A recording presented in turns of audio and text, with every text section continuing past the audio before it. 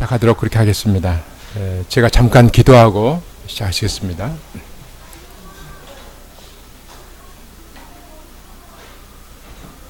거룩하시고 자비로우신 우리 아버지 하나님, 죄인들인 저희들에게 보혈 공로를 의지하게 하시고 또 믿음을 주셔서 죄산 받고 하나님 자녀로 거듭나는 귀한 축복을 허락하여 주심을 감사합니다. 하오나 저희들은 하나님의 자녀로서 주님이 원하시는 삶을 살지 못할 때가 너무나 많았습니다. 불쌍히 여겨 주옵소서. 오늘 주님께서 전하시고자 하시는 말씀, 저희들이 말씀에 순종하는 것이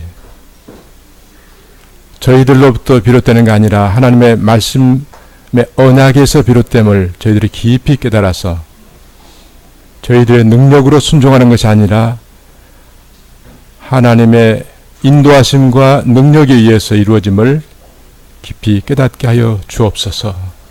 말씀이 삶이 되는 귀한 은혜가 저희 관악교회에 풍성히 임하기를 원합니다. 시작하는 시간입니다. 주의 성령께서 저희들의 심령을 주장하여 주시고 맞추는 시간까지 붙잡아 주옵소서. 이 과정을 통해서 모든 영광을 하나님께 올려드리옵나이다. 예수 그리스도 이름으로 간절히 기도 올렸옵나이다. 아멘. 참으로 부족한 자를 또 하나님께서 이 자리에 세우셨습니다. 오늘 이 부족한 저를 통해서 하나님께서 전하시고자 하시는 내용은 그 언약과 순종과의 그 관계입니다. 저는 이 순종 부분에 대해서 한 20여 년 전부터 계속 관심을 가지고 이렇게 말씀을 매일 그 아침에 이제 묵상하면서 늘 여기에 좀 관심을 하나님께서 갖게 하셨습니다. 왜냐하면 이 지상에서의 성도의 삶이 그 순종하는 삶인데 쉽지 않습니다. 번번이 넘어지는 저 자신을 생각하면서 하나님께서 원하시는 순종의 삶을 어떻게 하면 살 수 있을 것인가 참 고민하는 가운데 메모하고 또 표시하고 이렇게 가면서 결국은 이 말씀이 언약과 관계되어 있음을 하나님께서 이렇게 눈을 열어주셨을 때 그 기쁨은 좀 이루 말할 수 없이 컸습니다. 그래서 우리 성도님들께서도 똑같은 생각과 또 그 믿음과 또 이 부분에 대한 그 신앙 성경적인 지식을 다 갖고 계시리라고 생각이 됩니다. 다만 이제 말씀에서 주시는 것들을 갖다가 조금 더 언약과 좀 관련해서 구체적으로 이렇게 살펴보는 그런 시간이 되었으면 합니다. 그 유인물을 이렇게 참조해 주시면서 같이 나누었으면 합니다. 하나님께서 예수 그리스도를 믿게 하심은 단순히 죄의 사함을 받아 영생을 얻는 데서 끝나는 것이 아니라 언약의 백성으로서 존귀하신 하나님 말씀을 믿어 순종함으로 말미암아 하나님과 연합함으로써 진정한 생명에 들어가게 하시기 위함임을 우리가 성경에서 발견하게 됩니다. 성도가 진리의 성경 말씀에 순종할수록 하나님으로부터 더욱 풍성한 생명과 축복을 받아 누리게 되겠습니다. 에레미야서 2장 13절에도 보면 하나님은 생수의 근원이라고 이렇게 말씀하십니다. 그 생수 속에는 하나님 나라에서 받을 수 있는 모든 축복, 정말 사랑과 은혜와 축복과 능력과 안식과 평안 다 포함되는 개념으로 알고 있습니다. 근원, 소스. 그런데도 불구하고 레미야서 2장 13절에 보면 너희는 웅덩이를 파고 있느냐. 웅덩이는 물이 고이면 썩습니다. 또 말라버리게 됩니다. 요한복음의 말씀 가운데 마르지 않는 샘, 근원 계속해서 솟아나옵니다. 내가 그 같은 것들을 너에게 공급하고자 함에도 불구하고 너희는 여전히 세상 것을 바라보고 있느냐? 우리는 선한 삶을 살 수 있는 능력이 없음을 너무나 잘 압니다. 영적인 능력도 없습니다. 그걸 내가 너에게 공급하겠다. 그런데 오늘 말씀은 그 말씀이 언약에 기초하고 있다는 사실입니다. 우리가 하나님께 기도할 때 하나님께서 이렇게 말씀하셨지 않습니까? 이루어 주시옵소서. 일찍이 구약에서 보는 선지자들의 기도를 볼 때 바로 그와 같은 기도였습니다. 나의 소망, 나의 욕심, 나의 그 무엇을 쟁취하고 성취하고자 하는 그런 기도가 아니라 하나님께서 주의 백성에게 약속하신 그것을 하나님 당신께서 그야말로 이루어 주시옵기만을 간절히 빕니다. 그것입니다. 그런데 이 순종에 관련해서 하나님께서 언약 가운데 분명히 약속하고 계신다는 사실입니다. 결론부터 우리가 말씀 나누자면 우리의 순종은 참으로 어렵습니다. 하오나 우리가 순종할 수 없는 그것을 하나님께서 이미 언약 가운데 약속하신 대로 저의 삶을 통해서 순종이 이루어질 수 있도록 주님, 근원 되시는 주님께서 순종에 필요한 그 모든 것들을 저에게 공급하여 주시옵소서. 이런 기도가 날마다 순간마다 우리의 삶에서 있어야 한다고 생각됩니다. 참 악하고 형편없고 볼품없는 저 자신을 생각해 보면서 그럴 수밖에 없는 인생인데 하나님께서 왜 이런 약속을 하셨을까? 이제 우리는 언약을 살펴보면서 그걸 다시 한번 생각하게 되리라고 생각됩니다. 자, 그래서 언약을 먼저 이렇게 살펴보게 되면 하나님의 언약은 계약이라고도 이렇게 말씀드릴 수 있겠네요. 하나님께서 인간의 인격을 상대하고 계약적으로 관계하시는 것을 의미한다. 박윤선 목사님 그 성경신학을 이렇게 참고하면 제가 좀 쉽게 이렇게 말씀을 바꾸지 않고 그대로 인용을 했습니다. 하나님과 인간의 화합관계는 계약의 성취, 즉 순종으로만 되는 것이다. 우리는 하나님과 항상 사랑의 관계, 화목의 관계를 가져야 되는데 성도가 하나님 말씀에 순종할 때만 그렇게 된다는 말씀입니다. 이는 인간이 하나님의 의지를 받들어 순종하는 때에만 되는 것이다. 계약의 파열은 하나님과 사람의 분리를 의미하는 것이다. 인간이 하나님 말씀을 불순종할 때, 즉 죄를 지을 때 영적인 분리가 일어나게 되면 우리는 잘 압니다. 따라서 계약의 이행이 없이는, 즉 순종이 없이는 하나님과 사람 사이에 진정한 연합이 없게 된다. 성도의 하나님의 언약에 대한 말씀을 순종할 때 성도는 하나님과 영적으로 연합된다는 것을 누누이 목사님께서도 오전 성경 공부 시간에 그리고 설교 가운데서 수없이 강조하셨던 말씀이라고 생각됩니다. 자, 그런데 아까 말씀드렸던 것처럼 하나님과 연합한다고 하는 의미가 뭘까? 즉 성경에 이렇게 신구약을 보게 되면 성부 아버지는 샘 솟는 마르지 않은 샘으로 비유된다면 샘에서 흘러나오는 그 생수가 고여있는 곳, 그게 담겨져 있는 저수지는 예수 그리스도를 볼 수 있습니다. 그래서 큰 댐이나 그 저수지에서 흘러내리는 큰 강물은 성령에 비유됩니다. 그런데 우리가 하나님과 연합하지 않으면, 거기에 물줄기 통로를 이렇게 만들지 않으면 아무리 생수의 근원이 되신 하나님께서 이런 맑은 물을 공급한다 하시더라도 우리는 그것을 공급받을 수가 없습니다. 민수기서 32장을 우리가 자세히 보면, 특히 11절 12절에 보면 성도의 순종이 없이는 하나님의 기업을 받을 수 없다 하는 것을 깊이 있게 가르치십니다.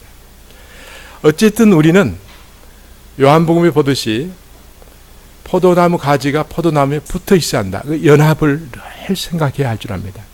연합이 되어서 하나님께서 공급하신 그것으로 순종이 이루어진다고 성경은 가르침에도 불구하고 우리는 얼마나 그걸 깊이 생각하지 않고 저는 늘 넘어질 때마다 그걸 잊고 있었습니다.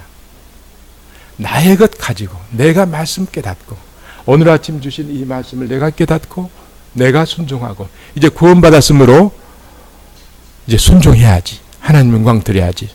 그러나 그렇게 할 수 있는 것은 하나님께서 공급받아야만 가능하다고 하는 것을 말씀드리고자 합니다. 그래 모든 죄는 이 계약의 위반입니다. 말씀을 순종하지 않은 것이며 모든 벌은 이 계약에 대한 순종하지 않은 것에 대한 보응이다. 이렇게 박윤선 박사님은 그 성경신학에서 정리하고 있습니다. 근데 계약에는 두 가지가 있는데 우리가 잘 알대로 행위 계약과 은혜 계약이 있는데 첫 번째 행위를 조건으로 한 계약, 아담과 맺으셨던 행위 계약이 있고 두 번째는 은혜로 구원하시리라고 하는 계약인데 은혜 계약은 아담이 아닌 제2의 아담이신 예수 그리스도를 계약자로 보시고 계약을 믿으셨습니다.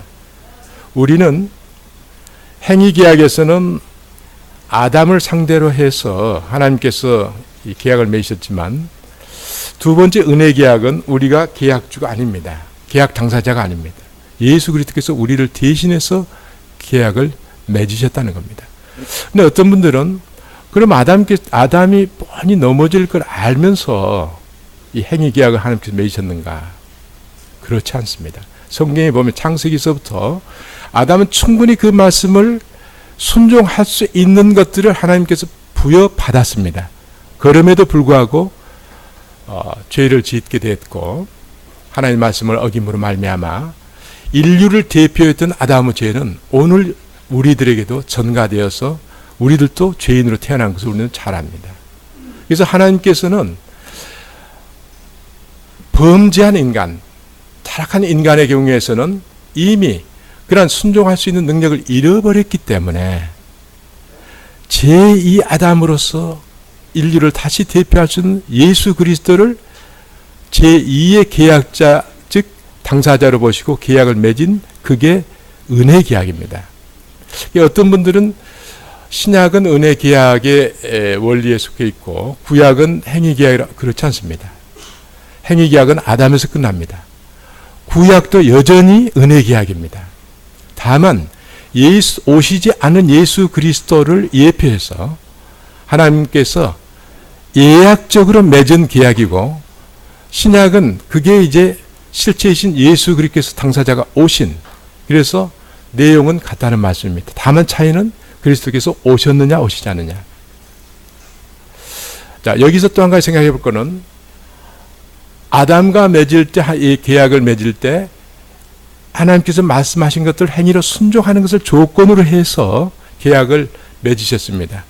그런데 그것을 아담은 이행하지 않았으므로 계약을 파기시킴으로 말미암아 그런 하나님의 징계를 받았고 에덴 동산에서 쫓겨났고 다시 들어오지 못하도록 이 화염금을 두어서 들어오지 못하도록 했습니다. 만약에 전에도 한번 이런 말씀을 같이 나누셨지만 범죄한 아담과 하와가 다시 에덴 동산에 들어올 수 있게 하나님이 하셨다면 우리가 깊이 생각해 보면 잔인한 하나님이 될 수 있습니다. 이미 범죄한 아담과 하와는 정말 수치스러운 죄악이 보이고 자기의 죄악된 모습이 이미 자기의 눈으로 바라볼 수 있는 그래서 에덴 동산 즉 천국으로 비유될 수 있는 그곳에 이들을 두었다고 하는 것은 계속적인 고통을 느끼게 하는 그런 결과가 되므로 하나님께서는 이들을 다시 들어오지 못하도록 하신 것 참 아주 치밀하시고 사랑이 풍성하신 하나님이심을 우리가 발견하게 됩니다. 그렇다면 이 은혜 계약을 다시 보시면 두째 줄 보시면 전자는 하나님께서 아담을 상대로 행위 계약은 정하셨던 것인데 아담이 계약을 그대로 이행하지 못하여 벌을 받게 되었습니다.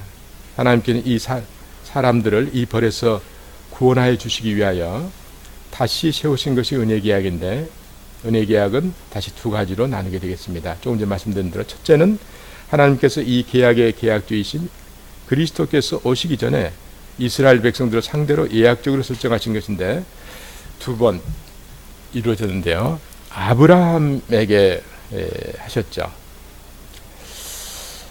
근데 아브라함은 계약주가 아니었습니다. 여전히 그리스도가 계약주셨습니다. 아브라함에게 그의 후손 중에서 그리스도께서 나실 것과 가나안 땅을 천국의 모형으로 갖게 됨을 약속하셨습니다. 아브라함의 우리가 그 행적을 보게 되면 여전히 오실 그리스도를 대망하는 신앙이었습니다. 그런 믿음으로 갈대아 우르에서 출발해서 계속적으로 하나님의 인도하심을 받아가는 걸 보면 오실 그리스도를 대망하는, 눈으로 보지 않았지만은 그분을 통해서 하나님께서 공급하신 그러한 신앙을 여전히 갖고서 움직였던 것을 우리가 보게 됩니다. 두 번째는 시내산에서 모세를 통해 이스라엘 백성이 하신 그런 두 번째 은혜 계약의 내용인데, 그 내용을 보면 그리스도의 피로 그 백성을 대속하실 것을 예표하신 그러한 계약이었습니다. 출애굽기서 24장에 잘 나타나 있죠. 자, 이것이 구약입니다. 자, 구약도 여전히 은혜의 계약임을 생각하면서 두 번째는, 은혜 계약의 두 번째는 계약주이신 그리스도께서 이 땅에 오셔서 세우신 것인데, 성찬 때에, 즉 누가복음 22장 20절 보시면 새 언약이라고 말씀하시죠. 성찬 때에 말씀하신 내용이 잘 나타나 있습니다. 이것이 신약입니다. 이 내용도 박윤선 목사님 성경 신학에 있는 그 내용을 그대로 인용하고 있습니다. 자, 그렇다면 이 신계약, 은혜 계약에서 중요한 것은 그리스도의 희생의 피가 백성의 죄의 장벽을 소멸한 뒤에 그들이 하나님께 가까이 나아갈 수 있게 되었다는 것과, 두 번째는 이 계약에 참여한 백성들이 사죄를 받을 뿐만 아니라 이 천국, 구약에서는 그 가나안 땅으로 비유되기도 하죠. 천국을 기업으로 얻게 되었다는 사실이 약속되었습니다. 천국은 하나님이 통치하시는 경역, 이렇게 말할 수 있죠. 줄이면 하나님의 통치자 인도하심입니다. 그래서 이 은혜 계약을 통해서 예수 그리스도로 말미암아 죄 사함받고 또 천국 백성이 되어서 하나님께서는 통치하실 뿐만 아니라 천국 백성으로 살아갈 수 있는 그 모든 것을 공급하시는 공급자이십니다. 이러한 은혜를 우리에게 주셨다는 말씀이 되겠습니다. 두 번째로, 그렇다면 이 순종 부분은, 즉 행위 계약에 있어서는 아담을 상대로 계약하실 때 아담이 이러이러한 하나님 말씀한 것들을 이행하면 그것이 구원의 조건이었습니다. 그러나 아담의 범죄 이후로 우리는 그러한 이행할 수 있는 능력을 완전히 상실한 상태입니다. 그래서 예수 그리스도를 믿음으로 말미암아, 즉 그분을 우리의 구세주와 주님으로 믿는 그 신앙을 갖게 된 하나님의 백성들의 경우에는 예수 그리스도께서 하나님과 맺은 그런 그 은혜 계약 하에서 그리스도를 통해서 순종이 이루어진다는 사실입니다. 이 부분을 우리는 좀 깊이 있게 살펴보고자 합니다. 은혜 계약과 행위 계약의 관계를 보면 은혜 계약은 행위 계약을 취소하는 것이 아니고 행위 계약을 완성하는 새로운 방도이다, 이렇게 볼 수 있습니다. 아담이 실패한 것을 둘째 아담이신 그리스도께서 그것을 회복시키시고 완성시키십니다. 인간이 천국의 복을 누리려면 민수기서 32장이 말씀하시는 천국의 기업을 누리려면 하나님의 말씀에 순종해야 된다는 것은 거기에는 변함이 없습니다. 자, 근데 은혜의 계약에서 달라진 것을 우리는 조금 집중해서 봤으면 합니다. 첫 번째, 인간이 불순종한 죄의 대가에 대한 지불. 그리고 두 번째는 율법에 대한 순종을 여전히 은혜 계약에서 요구하십니다.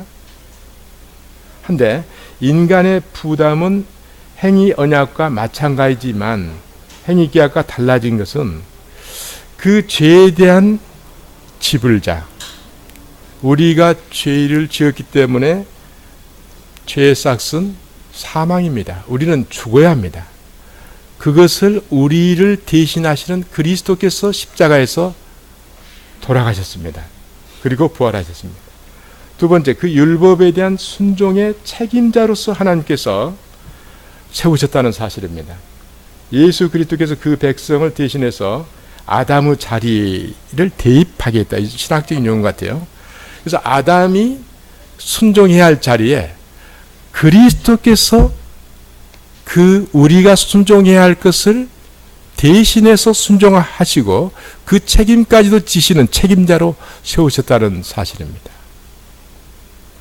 우리가 이 점에 어떻게 생각해야 할까요?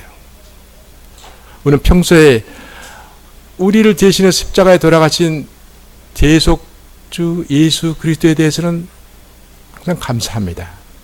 그러나 생각해 보면 여전히 하나님 말씀에 순종해야 할 그런 의무가 우리에게 있습니다. 그런데 그렇게 할 능력은 또 없습니다. 근데 그 일을 그리스도께서 책임을 지고 하시겠다는 겁니다. 이 점에 우리는 깊은 말씀에 대한 묵상이 있어야 할 걸로 생각됩니다. 그래서 두 번째 내용, 그 율법에 대한 순종의 책임자로서 예수 그리스도께서 그의 백성을 대신하여 아담의 자리에 세우셨는데, 그리스도의 성령께서 그러면 어떻게 하시냐면, 성령으로 오신 그리스도께서 인간의 의지를 설득시켜서 그로 하여금 자의로 순종하도록까지 인도해 가십니다. 그렇게 된 신자는 율법에 계시는 하나님의 요구를 자유로이 또는 기쁘게 감심으로 행하게 됩니다. 그래서 은혜의 계약의 관점에서 보면 성도의 구원과 순종의 삶은 오직 대신자 되시는 예수 그리스도로 말미암은 것임을 알 수 있겠습니다. 성도의 구원과 순종은 그리스도의 십자가에서 그 순종에서 비롯됨을 히브리서 5장 8절 9절 보면 우리가 잘 알 수 있습니다. 나아가서 하나님께서는 그리스도를 통해 성도가 선한 일에 순종하고자 하는 그 소원을 주실 뿐만 아니라 그러한 선한 일에 순종할 수 있는 능력도 성도가 순종하는 동안에 부여하고 계심을 우리가 말씀에서 보게 되겠습니다. 에베소서 2장 10절 한번 볼까요?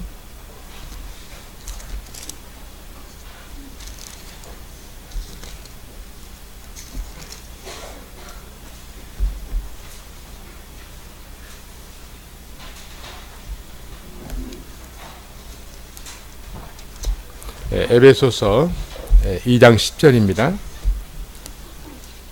같이 봉독합니다.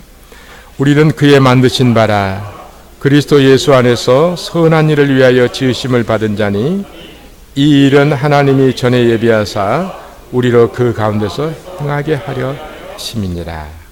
빌립보서 2장 13절 같이 보시겠습니다.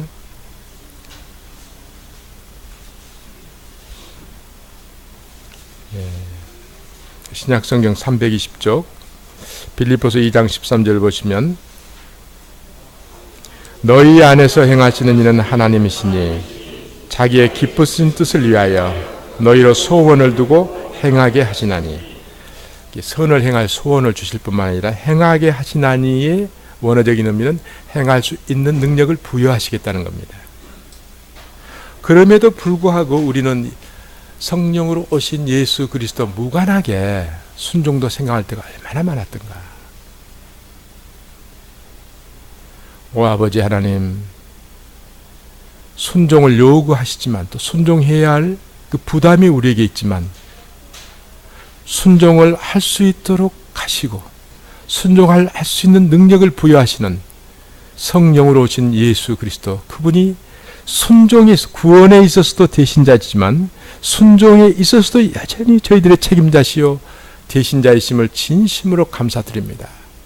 우리가 우리 것 가지고 순종하려고 했지만 정말 예수 그리스도께서는 얼마나 마음이 답답하셨을까 이런 생각을 우리가 함께 매일 매순간 할 수 있었으면 합니다. 자, 그렇다면 우리가 한번 생각해 보면 하나님께서, 그 사랑의 하나님께서 우리가 순종에 있어서 마지막 책임자는 아니지만 순종해야 할 그 부담이 우리에게 있습니다. 그런데 여전히 우리가 순종할 수 있는 어떤 방도를 제시하지 아니시고 마련하시지 아니하시고 은혜 계약을 맺으셨을 겁니다. 근데 우리에게는 그런 아무것도 없기 때문에 계약 당사자가 될 수 없었다는 사실입니다.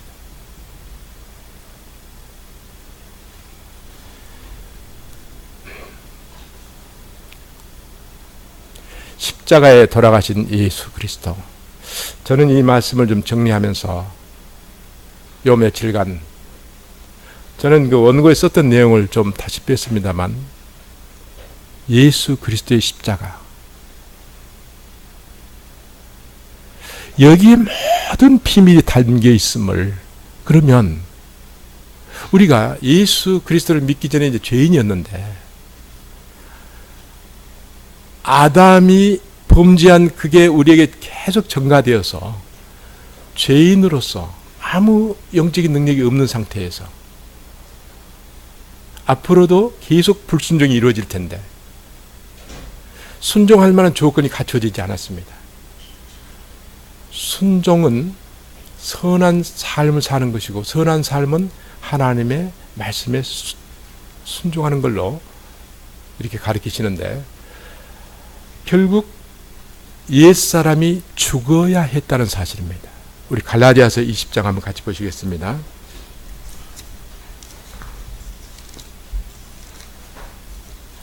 갈라디아서 2장 20절.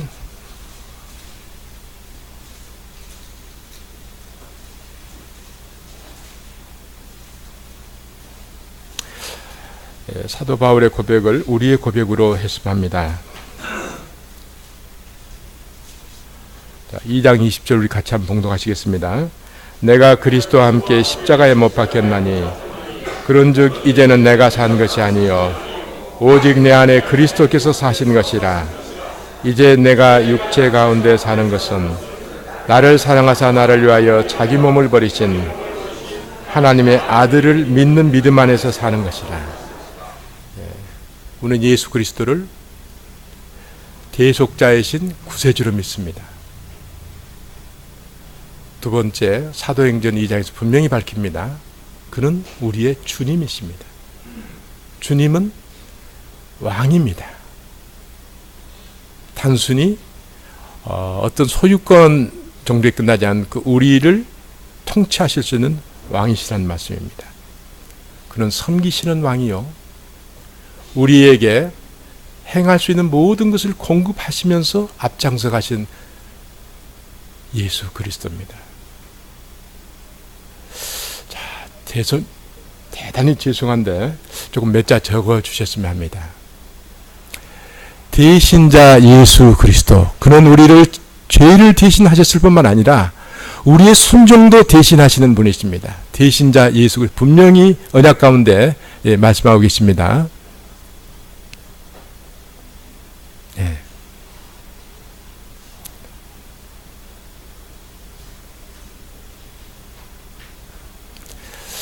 자, 그는 어디까지 대신하시는가? 네.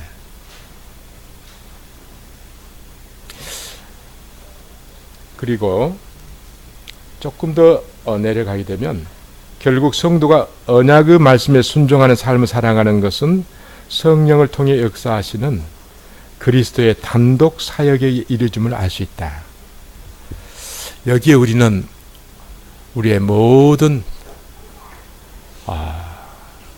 입술을 닫아야 된다고 생각할 때입니다. 단독 사역. 십자가를 지셨을 때 우리 죄를 짊어지셨고 아무 능력인 우리를 하여금 구원받은 성도로서 순종하는 삶도 그분이 대신하시고 단독적 사역에 의해서 이끌어 가신다는 그 말씀입니다. 자, 십자가, 예수 그리스도, 너무나 아름다운 이름이지 않습니까? 생각할 때마다 눈물이 납니다. 우리가 누구이기에, 주님 보시기에 우리가 어떻게 보였을까요? 자, 죄를 모르실 뿐만 아니라, 죄를 안 지으실 뿐만 아니라 죄 자체를 모르셨던 하나님께서, 하나님이신 예수 그리스도께서 우리를 보실 때 얼마나 흉하게 보이셨을까? 그럼에도 불구하고 일방적으로, 무조건적으로, 무한한 사랑으로 우리를 구원하시고 또 성도로서 살아갈 수 있는 그 능력을 순간순간 공급하신다면 이보다 더 큰 은혜가 어디 있을까? 사도 바울께서 나는 십자가만을 전하겠다. 이 십자가 속에 우리가 옛사람이 죽지 않는 한 그리스도의 사역은 이루어질 수가 없습니다. 성경에서 볼 때 우리가 깊게 보게 되면 전지전능하신 하나님이라도 불가능한 게 있습니다. 인간의 불순종입니다. 끝까지 인격적으로 대하시기 때문에 문 밖에 서서 기다리십니다. 우리가 어떻게 해야 할까요? 이런 큰 은혜를 입고 또 이렇게 해서 계속 인도에 가시겠다는 주님을 우리가 따라야겠습니까? 아니면 따라야겠다는 마음을 먹고 다시 대신자이신 예수 그리스도 잊어버리고 나의 판단, 나의 뜻, 나의 능력으로 나가야 할까요? 네. 대신자 예수 그리스도란 생각을 오늘 순간순간마다 잊지 않고 했으면 합니다. 또 그것도 그가 단독 사역으로서 계속 이루어가고 계심을 우리가 깊이 감사하는 성도들이 되었으면 합니다. 생수의 근원, 끊임없이 공급하는, 또 공급하실 수 있는 하나님께 우리가 철저히 연합되어야만 합니다. 연전에 유해무 교수님께서 이제 제가 다니는 광주에 은성교회 오셔서 그날 설교를 예배 전체를 인도하시고 그날 성찬식이 있는 날이었는데 성찬식까지 인도하셨습니다. 담임 목사님 뒤에가 우두커니 계셨습니다. 성찬식 인도하시는 동안에 시간이 굉장히 길어졌습니다. 예수님과의 우리의 연합을 설명하시면서 계속 눈물을 펑펑 쏟으시면서 그 인도를 못 하셨습니다. 둘러보니까 모든 성도들이 울고 있었습니다. 연합. 떡과 포도주. 포도주는 사죄의 은총을 상징하지 않습니까? 떡은 그 사죄받은 성도가 살아갈 수 있는 구원의 생명력을 의미합니다. 근데 그 우리가 먹었던 포도주와 떡은 우리의 신체의 일부가 되었을 겁니다. 그처럼 연합이 되어야 한다는 것을 우리 눈으로 보여주는 교육입니다. 따라서 성찬식 때마다 유 교수님께서는 그리스도와의 우리 합방으로 표현하셨습니다. 같이 살아가는 것. 그분께서 모든 것을 공급하시고 이행하시는 그것이 이루어질 때 우리의 순종의 삶은 이루어집니다. 근데 순종의 첫발이 중요하다는 것을 지난 2월 3월 우리가 말씀 나눌 때 말씀드렸는데 그 순간에 성령께서는 바로 역사하십니다. 그 첫발을 우리가 밟는 게 그만큼 중요합니다. 아무것도 따지지 않고 그저 말씀하신 대로 그대로 순종하는 삶. 이 삶이 우리의 모든 삶이 되었으면 합니다. 마지막 패라그 다음 패라그 보시면 예수 그리스도께서는 아무든지 나를 따라오르거든 자기를 부인하고 자기 십자가를 지고 나를 쫓을 것이니라. 마태복음 16장 24절에 말씀하셨죠. 그리스도께서 하신 이 말씀의 초점은 순종입니다. 성도가 순종할 수 있는 유일한 길은 십자가를 지는 것이라고 가르쳐 주십니다. 성도의 육신과 욕심이 죽지 않는 한 하나님의 뜻과 인간의 욕망이 대립하기 때문입니다. 자, 마지막 결론적인 내용을 한번 살펴보고자 합니다. 나아가서 하나님을 믿고 순종하려는 사람이 흔히 저지르는 잘못은 자신의 힘을 의지하는 것입니다. 그는 예수 그리스도께서 마음을 다스리려면 날마다 주님과 말씀 및 기도를 통한 친밀한 교제를 나눠야 한다는 사실을 간과합니다. 예수 그리스도께서는 우리들에게 성령을 보내셔서 우리들을 감화시키시고 주님을 드러내시고 새 생명과 기쁨과 능력을 주시기 위해 날마다 우리들과 교제를 나누고 싶어 하십니다. 에스겔서 11장 19절서부터 20절 말씀을 꼭 시간이 지금 거의 됐으므로 같이 봉독은 못합니다만 이 말씀을 꼭 찾아주시기 바랍니다. 이 말씀을 보는 순간 왜 구약이 은혜 계약에 속한가 하는 것을 알게 됩니다. 하나님의 영을 주셔서 우리로 하여금 그와 같은 성도의 삶이 이루어질 수 있도록 하신다는 말씀이 에스겔서에 기록되어 있습니다. 우리들은 우리의 힘으로 주님께서 원하시는 것을 할 수 없지만 대신자 되시는 주님께서, 예수 그리스도께서 우리를 향한 하나님의 모든 뜻을 성령으로 오셔서 이루어 가신다는 말씀이 되겠습니다. 마지막으로 이 말씀을 꼭 하나님께서는 기도하는 가운데 우리들 이렇게 나눴으면 하는 그런 생각을 깊게 받았습니다. 오늘 하나님께 나아갈 때 기도하는 내용을 가만히 생각해 보면 하나님 손으로부터 나오는 것들에 상당히 관심이 많습니다. 그리고 그것들이 주어졌을 때 기도응답이 되었다고 기쁘고 감사드리는 정작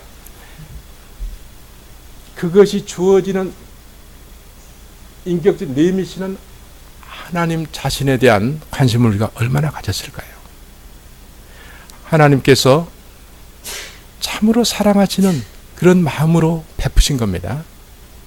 자, 어린아이 때는 부모나 형들, 누나들 손에서 나오는 그 선물만을 관심을 갖고 그것만 좋아합니다. 그러나 나이가 들수록 여러분 우리가 일상생활 하지만 아무리 작은 것도 이웃에게 베푸는 것은 굉장한 관심과 사랑이 있어야만 가능합니다. 그래서 하나님께서 그걸 주시는 하나님 자신에 대한 우리의 관심의 초점이 주어진다면, 그리고 말씀을 보면서 요즘은 이제 에레미야서를 쭉 공부하면서 우리의 그 무엇보다도 우리들 자신을 사랑하시고 좋아하시고 기뻐하시고 교제 나누시기를 원하시는 하나님.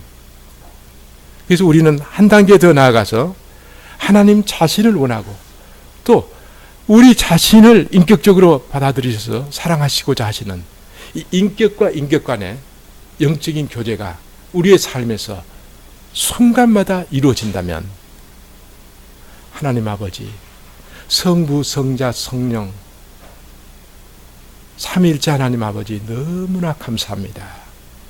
무엇을 주어서 감사합니다라는 기도가 이런 기도로 바꿔질 수 있다면 저는 하나님께서 분명히 이걸 준비하면서 굉장히 깊게 저에게 주신 말씀으로 생각합니다. 우리의 삶에서 이 순종이 언약과 관계되었으면 생각하고 그것을 그리스도께서 대신자로서 단독 사역으로서 이루신다는 사실, 그리고 이미 우리 옛사람이 죽었고 우리 안에서 성령으로 오신 그리스도께서 계속 인도해 가신다는 생각을 한순간도 놓치지 않는 우리 모두가 되었으면 합니다. 잠깐 기도하고 마쳤으면 합니다. 사랑의 우리 아버지 하나님, 죄 지은 것밖에 없는 저희들, 하나님의 사랑을 생각해 볼 때 드릴 말씀이 없는 저희들입니다. 너무나 감사합니다. 그리스도와 십자가 그리고 그의 부활,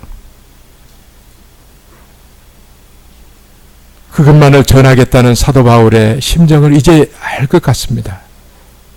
저희 온 삶이 그리스도를 통하여 순종하는 삶이 되게 하여 주시옵시고 저희들의 삶을 통해서 하나님께 영광 돌리는 복된 성도의 삶들이 되게 하여 주시옵소서.